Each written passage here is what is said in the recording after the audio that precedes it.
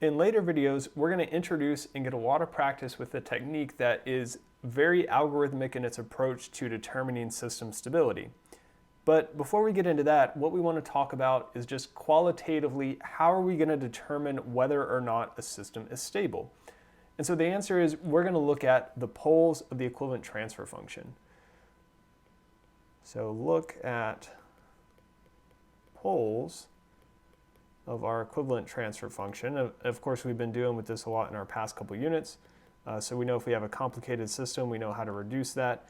But ultimately what we're looking at here is poles, and that's poles of our equivalent transfer function. So we have a few different cases. So if the poles are in the left half plane, so I'm just going to say poles, but it's implied that these are poles of our equivalent transfer function. So if our poles are in the left half plane, and so by left half plane, I'm talking about our S plane. So remember, we have our j omega axis and our real axis, our sigma axis. So if they're over here in this left half plane area, then we can say that our system is going to be stable. And so oftentimes we'll just abbreviate this left half plane as LHP. So LHP. And so what that means is, as we've seen before, if they're in that left half plane, they're going to have an exponential decay for their natural response. So exponential decay for our C natural. And so of course what that means is that if our natural response is going to 0 as t goes to infinity, then our system is going to be stable.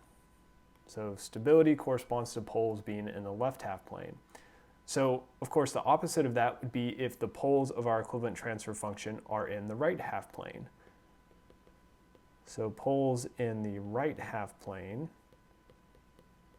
and so we're going to abbreviate this as RHP. So in this case, we're going to have an exponentially increasing signal.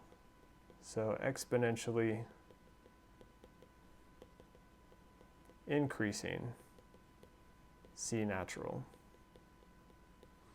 And so as we talked about before, if our C natural is increasing, then we're going to have an unstable system.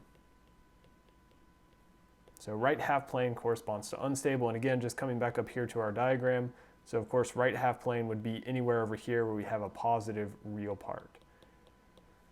Okay, so we of course have this third case to deal with, which is going to be our marginal stability, and that's going to occur if our poles for our equivalent transfer function are on the imaginary axis.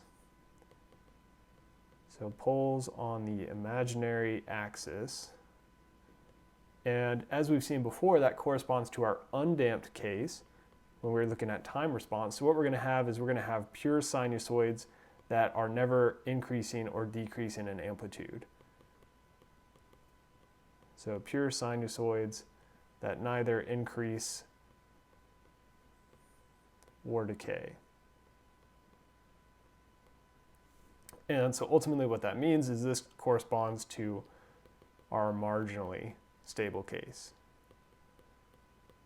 And so that's going to be true as long as we only have one pole at a given location, but in general that's what we're going to be seeing in this class if we see marginal stability, and of course our imaginary axis is this one here that's highlighted. So we can see even clearer now how that sort of serves as a boundary between our left half plane, which we said corresponds to stability over here, and our right half plane, which we said corresponds to instability over here.